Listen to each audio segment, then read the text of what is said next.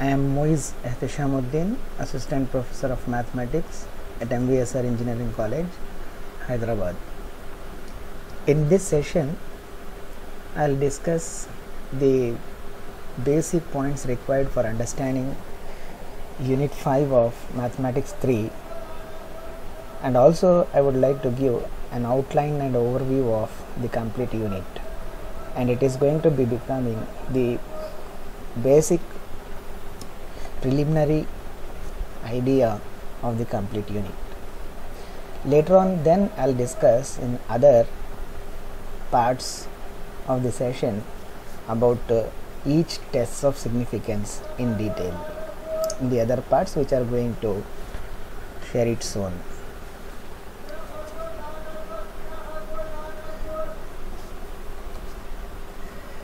The first fundamental point is that we have studied the tests of significance for large samples in which the number of items are greater than 30 or equal to 30 in Unit 4.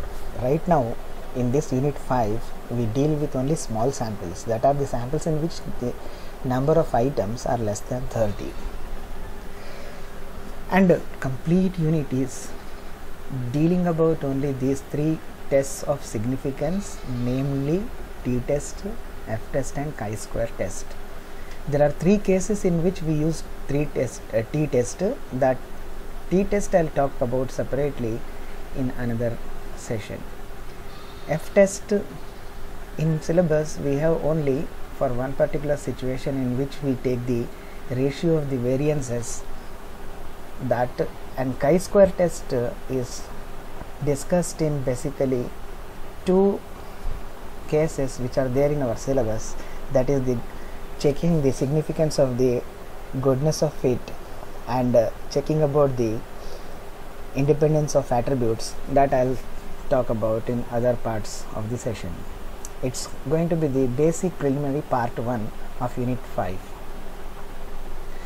In all those tests which I just now discussed, that is t-test, f-test and chi-square test, the working procedure is same in all of them, and there are 5 steps in that. Once the question is given in the problem, we need to identify which test to be applied. So whether we need the t-test or f-test or chi-square test, we have to identify the test by reading the problem, and then that becomes the first step. Then we need to go for stating what is null hypothesis and what is alternate hypothesis. These all 5 steps I would like to demonstrate by taking a particular numerical example at the end of this session. So just you need to see this is the sequence which I am going to apply when I take up a problem. Third step is calculate the value of the test statistic, that is nothing but the parameter which we are calculating, which is a random variable. It will satisfy some distribution. Every test of significance depends on one distribution. For example, t-test depends upon t distribution, f-test depends upon f distribution, and the chi-square test depends upon chi-square distribution. So there is a background theory about all those distributions. What we will do in this test of significance is we will take up the value of the test statistic. In the fourth step, we will find the critical value of that particular test statistic from the table, corresponding table. Then depending upon these two values, we will accept or reject the hypothesis accordingly. Suppose if we accept the null hypothesis, we reject the alternative hypothesis, and vice versa. These 5 points I will demonstrate by taking a numerical example soon. Just I mentioned only one part, that is if null hypothesis is rejected, then we accept the alternative hypothesis. Then definitely we need to have the list of tables for finding the critical values for any test. There are different tables. So these are the tables given for this particular unit, that is significant values of t distribution. It is about two tail areas.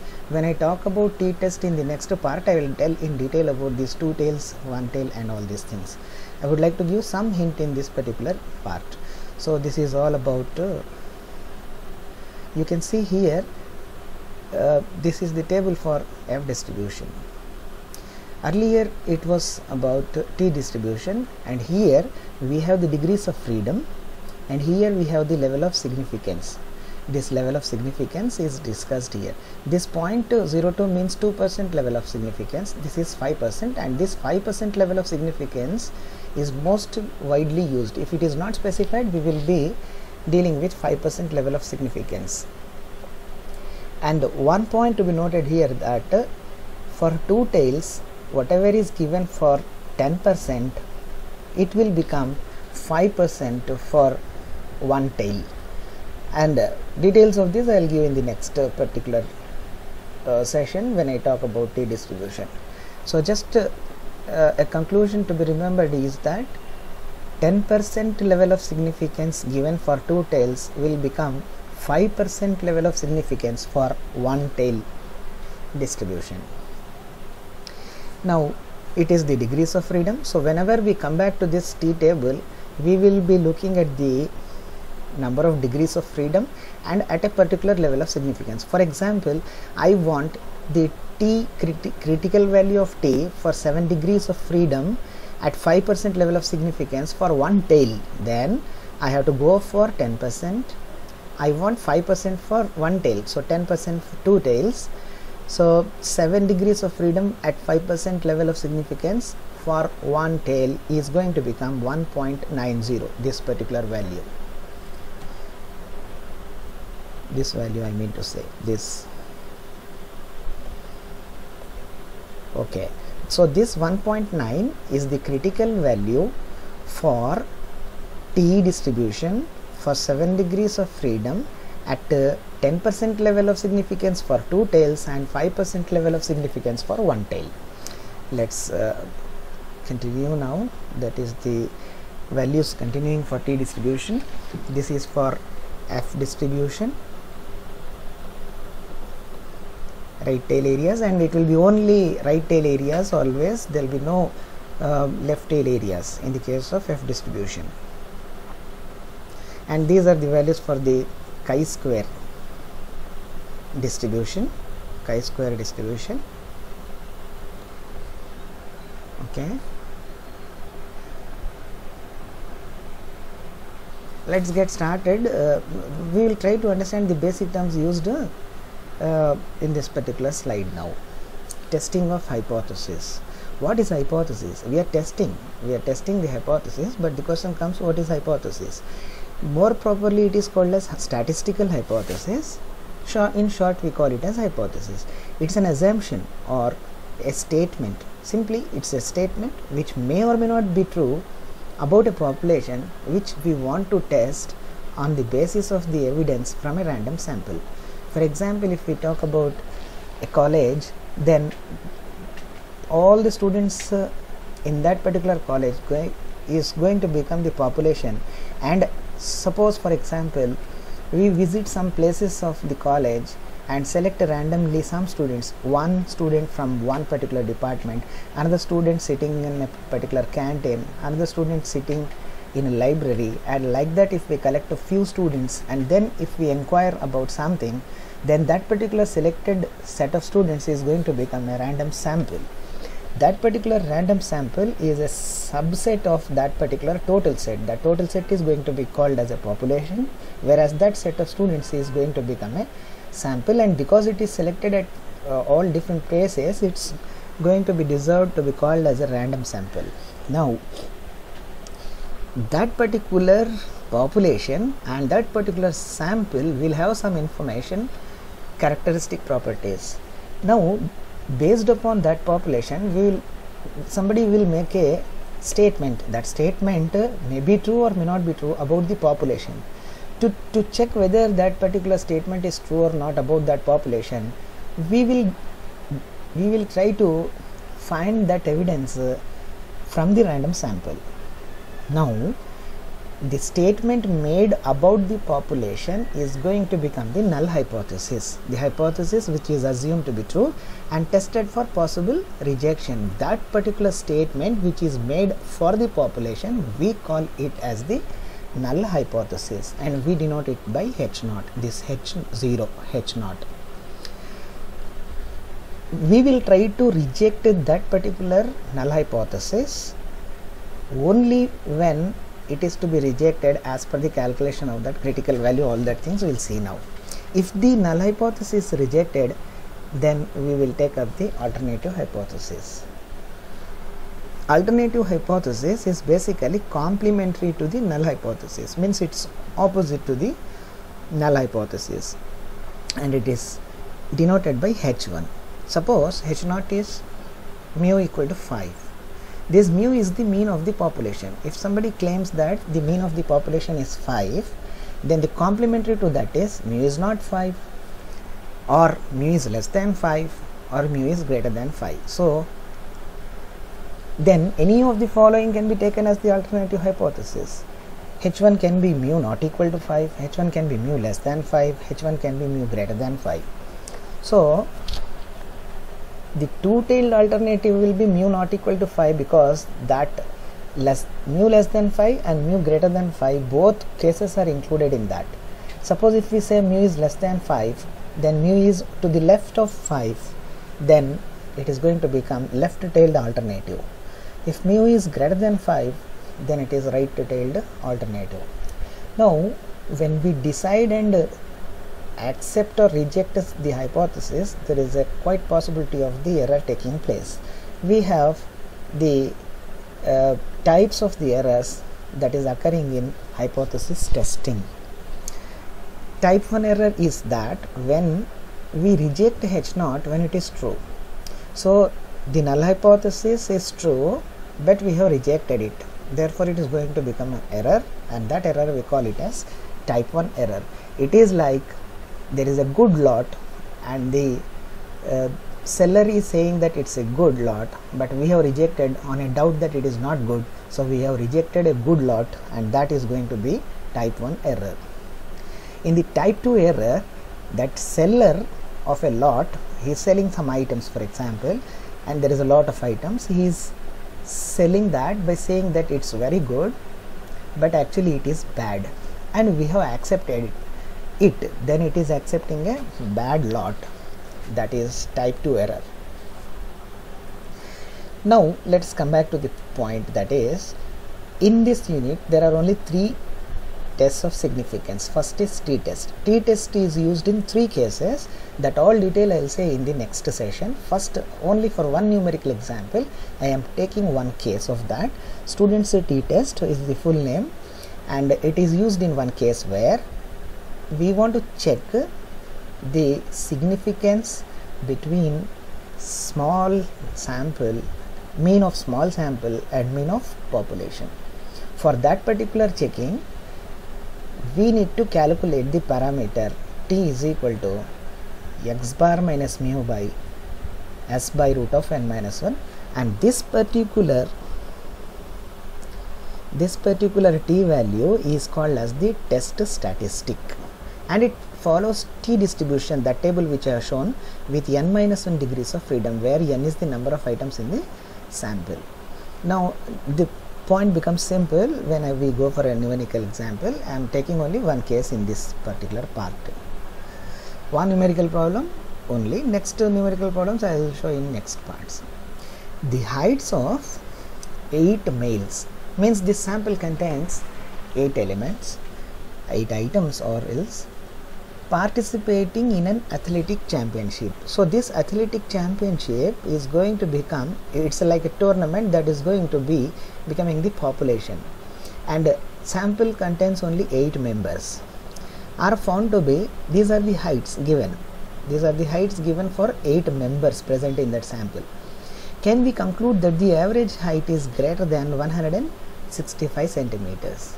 So it is the claim made, but now we have to check whether it is significant or not at 5% level. Let's come to the procedure now. We are defining null hypothesis.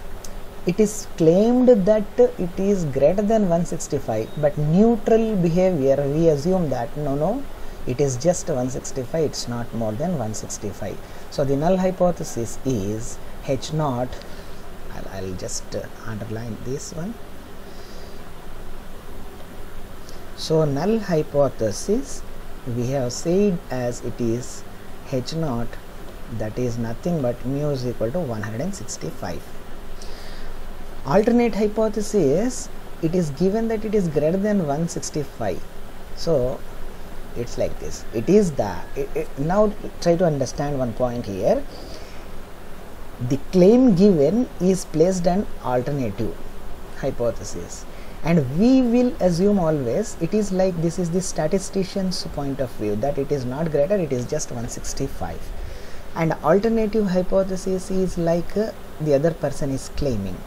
So we will accept the other person's claim only when we reject our claim. So let us do now like this. Because mu is greater than 165 given in this particular statement, it is only talking about the right side of 165. So it is only right-tailed test. So it is a single-tailed test now.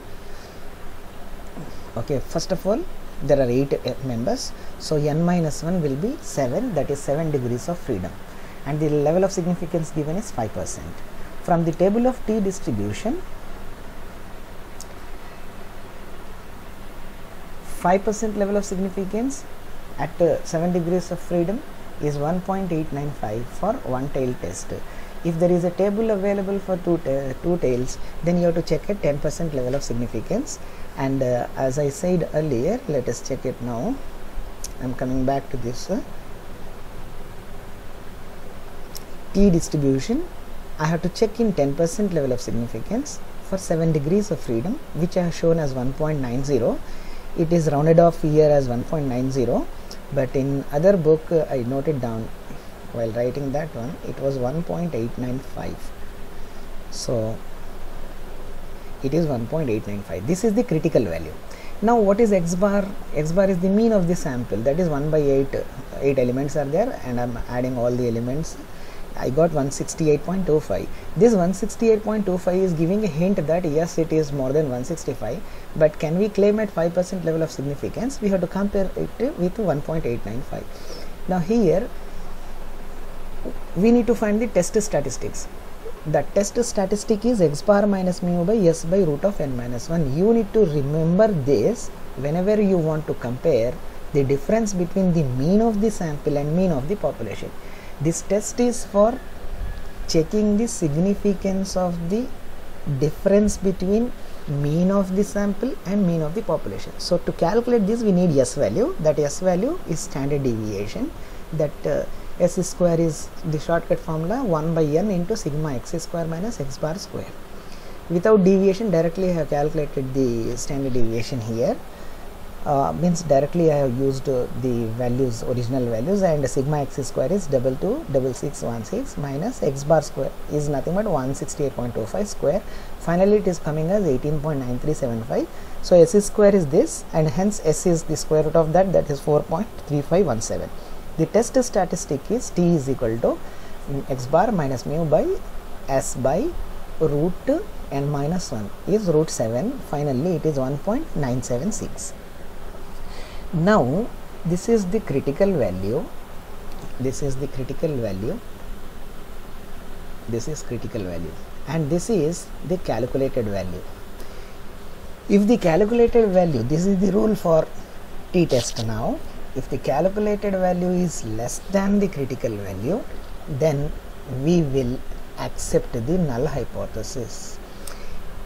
If the calculated value is greater than the critical value, then we reject the null hypothesis.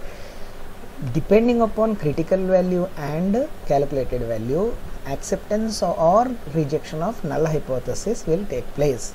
Finally, I repeat, if the calculated value is less than critical value, we accept null hypothesis.